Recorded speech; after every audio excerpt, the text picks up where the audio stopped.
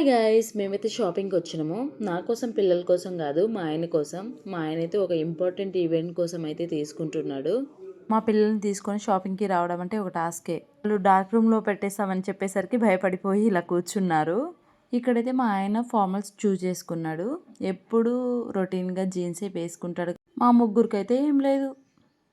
మా ఆపిల్కి పాప పుడితే ఇది తీసుకుంటా, బ్లూ తీసుకుంటా. ఇద్దరు సెటిల్మెంట్ అయ్యారా?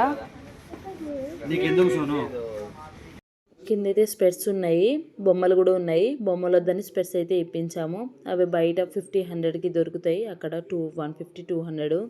ఇక వద్దంటే వాళ్ళు వినరు, అవి తీసుకున్నారు. ఇంకా ఐస్ క్రీమ్, మా యాపిల్కి ఫీవర్ ఉన్న ఐస్ క్రీమ్ తిన్నాడు.